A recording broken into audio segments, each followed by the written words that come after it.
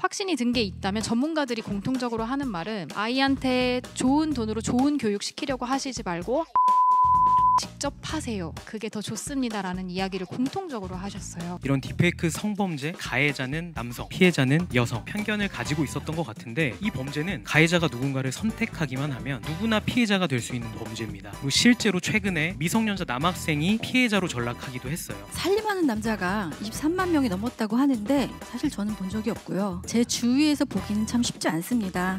어머니가 되게 생각이 많이 나가지고 본인 어머니께 더 잘하게 됐나요? 이 자리를 빌어서 죄송하다고 말씀드립니다.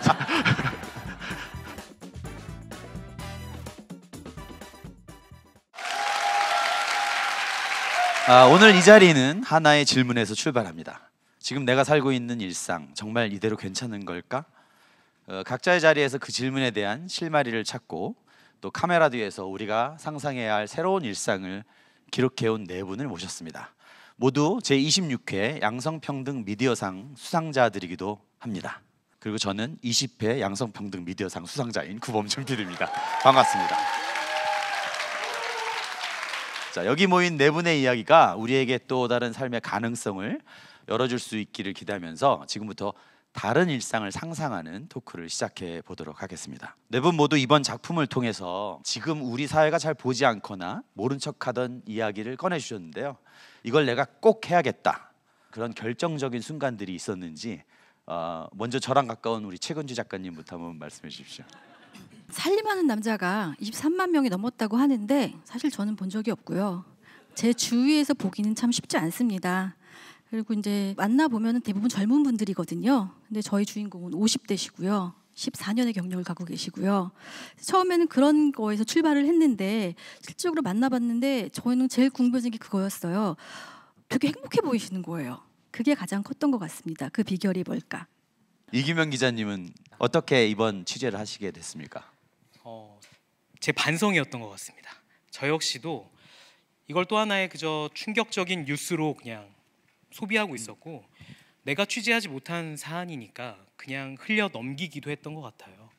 근데 이 사안에 대해서 알아보고 추적단 불꽃의 원은지 씨를 만나서 함께 취재를 시작하기도 하면서 이 사회의 한 기자로서 내가 이 문제에, 이런 심각한 문제에 눈을 닫고 귀를 닫고 있었구나, 피해자들의 고통에 진심으로 공감하고 그들을 위해 무엇을 할 수 있는지 내 역할을 찾지 못했구나 라는 저의 반성을 하게 됐고요.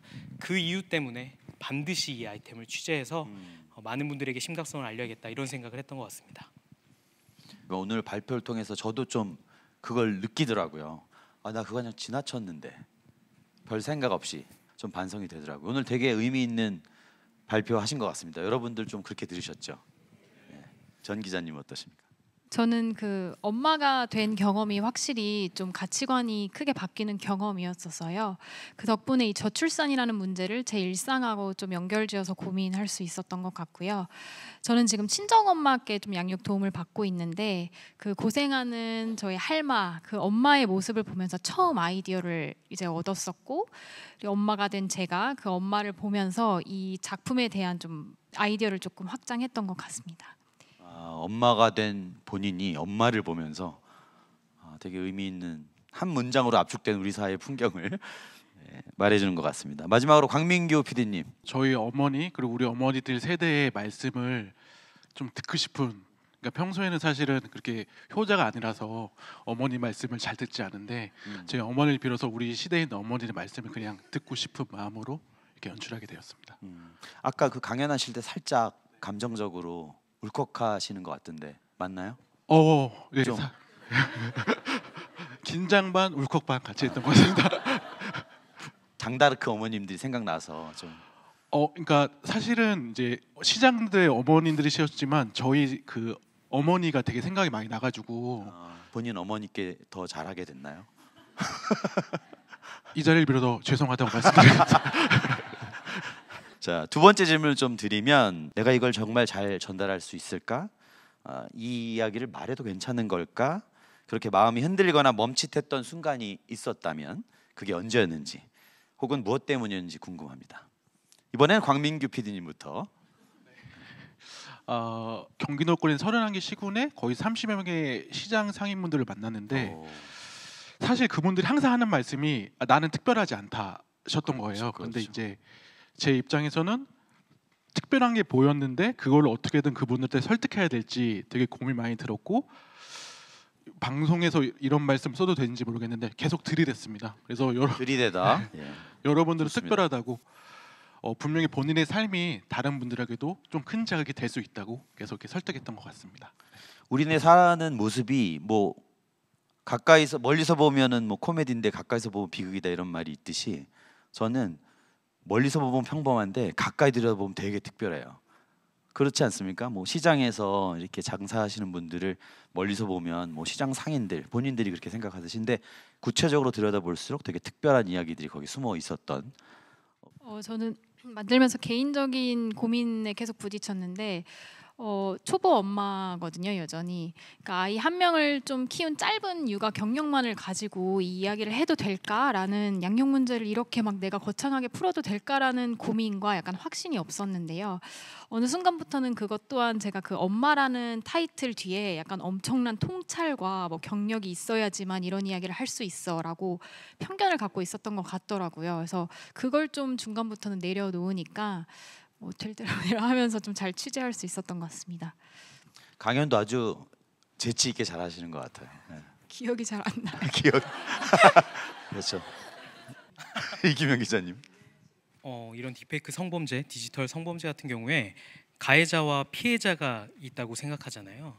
저는 취재를 하면서 정말 고민이 됐던 건 그 사이에 있는 또 다른 존재들이었습니다. 바로 이름 없는 공범들이었는데요.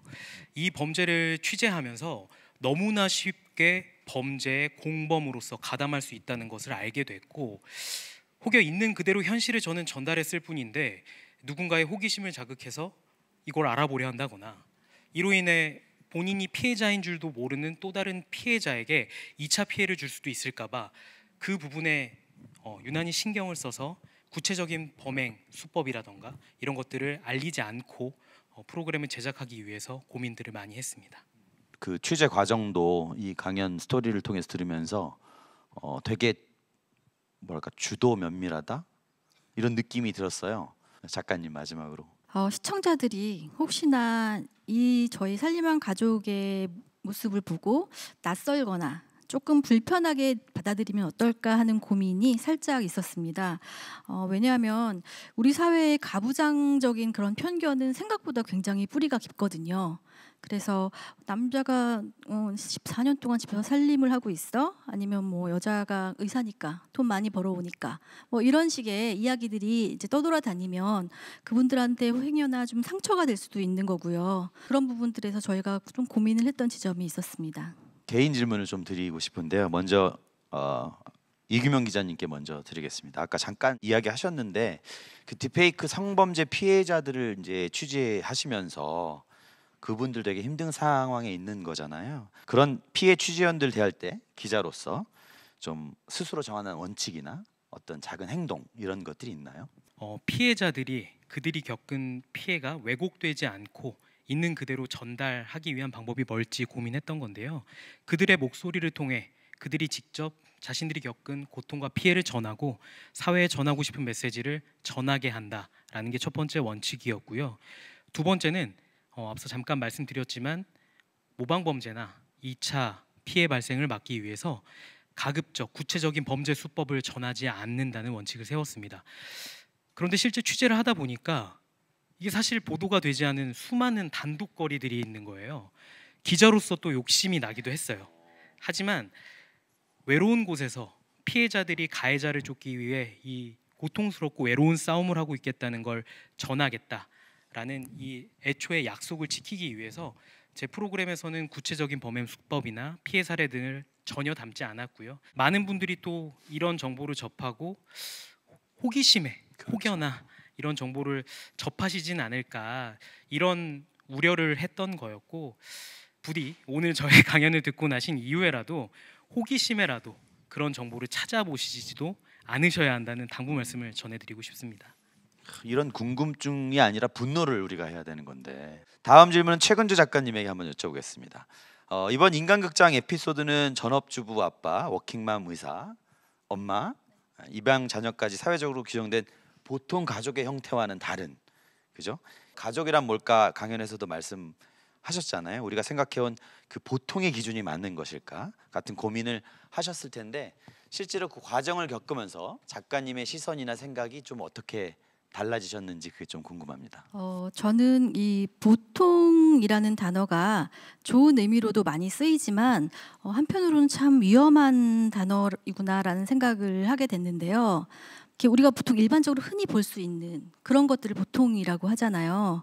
근데 그런 면에서 본다면 우리 살림형 아빠는 보통 아빠는 아니죠. 그리고 입양으로 맺어진 가족들이니까 보통 가족은 아닙니다. 그런데 이분들 사는 모습 보면 그냥 우리 평범한 이웃이고 보통 가족이거든요. 그래서 이게 보통이라는 단어로 우리가 섣부른 일반화를 하게 될 수도 있겠구나. 보통의 가족을 우리가 굉장히 그 좁은 틀로 가둬놓고 보통의 가족을 상상하고 있었구나라는 반성을 많이 했습니다. 전은지 기자님께 좀 묻고 싶습니다. 지금 이 부모들이, 양육자들이 가장 먼저 뭘 회복해야 할까요? 어떤 것들을 주장해야 할까요? 제가 느낀 감정 중 하나는 특히나 한국 부모들은 약간 아이를 키울 때도 내가 이걸 진짜 잘해야 돼라는 생각을 하면서 키우고 있는 것 같아요. 그 이유가 대부분 한국 부모들은 내가 일을 잘해서 경제적 기반을 잘 다져놔서 아이에게 좋은 걸 주기 위해서 내가 지금 이렇게 열심히 사는 거야 라는 식으로 생각을 하시더라고요. 근데 저는 이런 생각과 압박 자체가 아이와 보내는 시간 부족의 만성 시간 부족의 일상을 만든다고 생각을 했거든요. 그래서 본인이 약간 아이의 정서 또 좋은 부모됨을 조금 우선하는 분들이라면 좀 특히 일을 하는 데 있어서는 좀 완벽하지 않아도 된다라는 생각으로 책임감 있게 하되 막 갈아넣는 삶은 조금 경계해야겠다고 생각을 했고요.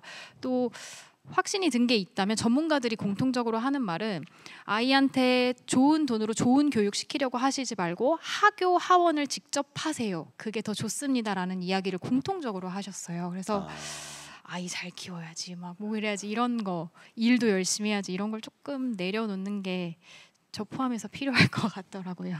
시장 골목에서 만난 그 여성 상인들은 화려하지 않지만 정말 단단한 삶의 태도를 보여주셨잖아요. 그 취재하면서 PD님 스스로 이건 나도 좀 배워야겠다 싶었던 말이나 행동이 있었을까요? 저는 PD 일을 하면서 저는 제 자신을 위해서 한 게 아니라 남의 시선 또는 남의 눈치를 보면서 일을 하고 있었더라고요. 그런데 이분들은 대부분 거의 혼자 하셨어요. 그러니까 본인이 사장님이자 직원이자 뭐 여러 가지셨죠. 그러니까 이분들은 내가 열심히 하지 않는 거는 본인들이 안다고 말씀하시면서 정직하고 부지런하게 사셨습니다. 그래서 누군가에게 보여주는 삶이 아니라 내 자신이 만족하고 내 자신이 인정하고 내 자신이 정답을 아는 삶을 살아야겠다 이렇게 생각했습니다. 네 분에게 질문을 드렸는데 이번에 다시 공통 질문을 좀 드려볼까 합니다. 이번 작업을 하시면서 여러분 스스로가 갖고 있던 편견 혹은 무의식적인 기준 같은 것이 흔들린 적이 있었는지, 한 사람의 사회 구성원으로서 내가 바뀌었다고 느낀 그 순간이 있었는지 전은지 기자님부터 한번 해볼까요? 우선 이 다큐로만 봤을 때도 여전히 제 작품 안에도 편견이 좀 존재하거든요. 그 육아휴직을 쓴 아빠들의 이야기가 좀 일부 좀 나왔는데 이건 구성 면에서 어쨌든 좀 아빠의 육아가 조금 특별하게 비춰지니까 일부러라도 찾아서 좀 넣었는데 그게 여전히 좀 제가 갖고 있는 편견인 것 같아서 뭐 이런 부분은 뭐 저도 깨나가고 주변도 많이 깨나가야 될 것 같은데 개인적인 건 좀 육아 이야기를 좀 남성분들과 좀 많이 하려고 노력을 합니다. 뭐 육아에 대한 이야기나 뭐 그런 아이들 이야기는 꼭 엄마들 또 여자들하고만 하게 되는 경향이 있는데 그렇지 않으려고 회사에서 일부러 그러네요. 좀 얘기를 하기도 하고요. 작품을 만들기 전이나 후나 제가 그래도 좀 확신하게 된 고수하게 된 생각이 있다면 아이 키울 때는 뭐 돈이 가장 중요하다라는 그런 사회적 기준이나 어떠한 그런 거는 틀리구나라는 거를 좀 느끼게 됐습니다. 더 중요한 게 있다. 이규명 기자님은 어떤 변화가 있었나요? 이런 딥페이크 성범죄, 디지털 성범죄 가해자는 남성, 피해자는 여성 뭐 이런 좀 편견을 가지고 있었던 것 같은데 사실 이 범죄는 가해자가 누군가를 선택하기만 하면 남녀노소, 뭐 성별, 나이 무관하게 누구나 피해자가 될 수 있는 범죄입니다. 그리고 실제로 최근에 미성년자 남학생이 피해자로 전락하기도 했어요. 그래서 우리 사회가 이 딥페이크 성범죄를 단지 여성들의 피해 문제다 이렇게 봐서는 안 된다고 생각합니다. 앞으로 갈수록 이 범죄는 우리가 생각하는 것보다 더 깊숙이 우리 사회 곳곳으로 침투할 거예요. 그리고 우리가 예측하지 못하는 방향으로 또 문제들이 생겨 나갈 거고요. 그렇다면 이 문제를 해결하기 위해서라도 이건 성별로 나뉘어지는 문제가 아니라 우리 모두의 문제다. 그리고 이 문제를 어떤 질문들을 던져가며 우리가 해법들을 찾아 나갈 것인가 고민해야 된다고 생각합니다. 이규명 기자님 말씀하신 것처럼 그 기술 발전에 더불어서 우리가 이렇게 두 눈 부릅뜨고 분노할 거 분노하고 관심 가질 거 관심 가지고 함께 대처해야 될 거 대처해야 된다는 그 말 되게 동감하고 있습니다. 우리 작가님은 어떠신가요? 저는 나름 깨어 있는 사람이다. 열려 있는 사람이다라고 생각을 하고 살았거든요. 근데 제가 예천으로 달려가서 이 살림왕 아빠를 만나서 이야기를 이렇게 쭉 들으면서 절로 나오는 얘기가 아우 대단하십니다. 아이고 쉽지 않은 선택을 하셨습니다. 이런 얘기가 정말 절로 나오는 거예요. 근데 생각해 보면요, 그 이야기 자체가 사실은 남성들은 밖에 나가서 직장 생활을 하고 돈을 버는 게 당연하다는 걸 전제로 하는 그런 이야기거든요. 근데 나조차도 이런 생각들을 밑바닥에 깔고 있구나라는 생각이 들어서 요즘은 제가 무슨 말을 할 때 내가 이 말이 하는 게 이게 적절한 건가, 내 생각이 지금 좀 잘못된 건 아닌가라는 걸 많이 좀 돌아보는 것 같아요. 그래도 이게 좀 버퍼링이 생기긴 하지만 그게 우리 의식 속으로 들어왔다는 거는 향후 변화의 씨앗이 된다는 거에서 되게 긍정적이죠. 다른 일상은 늘 질문에서 시작됩니다. 여러분이 지금 이 시대를 살아가는 누군가에게 꼭 던지고 싶은 질문이 있다면 그것은 무엇인지 각자 질문 하나씩만 말씀해 주시면 좋을 것 같아요. 우리 사회는 갈수록 다양하고 복잡해지고 있는데 그로 인해 발생하는 여러 문제들을 풀어가는 이 해법을 찾아가는 과정은 아직 과거에 머물러 있는 것 같아요. 사실 남성과 여성, 노인과 청년 세대 등 어떤 사안의 주체를 이렇게 이분법적으로 구분해서 문제 해법을 찾으려고 접근하고 있다는 생각이 들고요. 사실 기계적으로 기자인 저 역시도 어떤 문제를 접근할 때 이런 이분법적인 시각에서 문제점을 바라보고 선명하게 전달하는 게 그나마 짧은 시간 안에 많은 분들의 공감을 불러일으킬 수 있다고 생각해서 쉽게 선택하는 방법인 것 같아요. 그런데 뭔가 어떤 주류와 소수, 나와 다른 사람을 이렇게 구별하고 나와 다른 존재와 나를 이렇게 타자화하면서 문제들의 해법을 찾아가려고 하면 이렇게 복잡해지고 다양해지고 있는 우리 사회에 정말 복잡한 문제들을 풀어낼 수는 없다. 근본적인 문제를 해결할 수 있는 고민을 담아낼 수는 없다. 그런 생각이 들고 저 역시 이런 생각을 하지 않기 위해서 프로그램을 제작하면서 많은 노력을 하고 있습니다. 정말 공감이 돼. 되게 프로그램을 어렵게 만들 수밖에 없는 그러나 그 프로그램의 가치는 되게 클 거라고 저는 생각이 됩니다. 작가님은 어떤 질문을 갖고 계십니까? 정말 그 많은 인생들을 제가 만나잖아요. 그러면서 인생 공부를 정말 많이 하고 있는데 저는 그런 생각이 들더라고요. 지금 내가 살고 있는 이 삶이 남들이 보기에 괜찮은 삶인가, 아니면 내가 느끼기에 괜찮은 삶인가, 그런 거를 좀 생각하면서 살아야 되지 않을까라는 생각이 들었어요. 우리 사회가 굉장히 심각한 경쟁 사회잖아요. 근데 그게 결국은 그 기준을 외부에서 가져와서 거기에 내가 맞추려고 하니까 그렇게 되는 것 같거든요. 근데 우리 살림왕 가족의 경우는 딱 자신의 기준을 자기네 가족 안에 세우고 거기에 맞춰서 살아가는 사람들이었어요. 그래서 우리도 아마 그렇게 하면 좀 더 행복해지지 않을까라는 생각을 하게 됐습니다. 저는 요즘 가장 많이 하는 생각은 약간 유행하는 모든 것을 좀 의심스럽게 보자라는 생각을 하면서 질문 던지고 있습니다. 워낙 SNS 저도 너무 많이 하고 또 워낙 끈끈하게 연결돼 있는 사회니까 정말 모든 정보가 좀 빨리 널리 퍼지거든요. 그렇다 보니까 사람들이 무언가를 소비하고 선택하는데 그때 그 텀이 너무 짧아지고 있는 것 같아서 이런 게 과연 사회적으로 좋은 영향을 미치고 있는 걸까라는 고민을 좀 많이 하고 있고요. 저포함 모두에게 우리가 뭔가를 선택할 때 빠른 결정을 내려도 될까라는 질문을 하고 던지고 싶습니다. 이런 것들에 대한 생각 없는 선택이 아니라 질문을 하고 생각을 숙고를 한 뒤에 선택하는 것, 좋은 삶의 태도라고 저는 생각이 됩니다. 마지막 우리 광민기 PD님. 저는 이제 PD 일을 하면서 항상 새로운 것이 정답일까라는 질문을 던지고 싶습니다. 그러니까 이런 생각을 가진 계기가 경기도 무형문화재나 아니면 대한민국 무형문화재에 대한 이야기는 많이 듣는데 그거를 전수받는 이수자, 전수교육자의 이야기는 잘 모르실 거예요. 그러니까 전수교육자라 그러면 이제 앞에 계신 좀 젊은 대학생분들이나 20, 30대 분들이 뭐 소량의 돈을 받고 전수를 받는 교육인데, 그러니까 저는 그 모습이 되게 조금 이질적으로 느껴졌고, 그분들한테 질문을 던졌을 때 저는 항상 새롭게 만들어야 되는데 그분들은 절대 새롭게 만들면 안 되고 전통은 있는 그대로 이어나가야 된다고 말씀을 하셔서 제가 PD를 하면서 항상 새롭게 하는 게 과연 맞을까? 이런 질문들을 한번 던지고 싶었습니다. 네.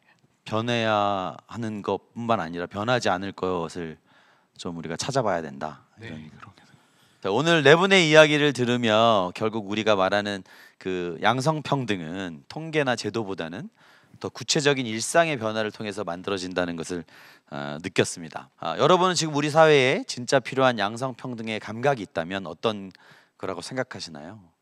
마지막으로 이 네 분에게 드리는 질문입니다. 맞는 대답인지는 잘 모르겠는데요. 요즘 패션에도 젠더리스 유행이잖아요. 우리가 사회적으로 사람들을 바라보는 시선에도 젠더리스가 있어야 된다라는 생각이 듭니다. 이게 남자, 여자 뭐 이런 게 아니라 그냥 하나의 인간으로서 본다면 굳이 뭐 이런 문제들이 생길 이유가 없고요. 학교건 뭐 가정이건 직장이건 간에 구성원들을 다 그냥 한 명의 인간으로 보면서 다른 어떤 그 디폴트 값을 요구하지 않는 거예요. 성 역할에 의한 디폴트 값을. 그러면 문제가 없지 않을까라는 생각이 듭니다. 인간극장 작가님다운 시선의 젠더리스, 인간으로 봅시다. 네, 너무 좋은 이야기였습니다. 네, 작가님께서 해주신 이야기랑 또 비슷한 내용일 것 같기도 해요. 이 남성과 여성은 어떤 서로 우월한 지점을 차지하기 위해서 경쟁하고 싸워야 하는 상대가 아니잖아요. 근데 어느 순간부터 좀 그렇게 비춰지고 있는 것 같아요.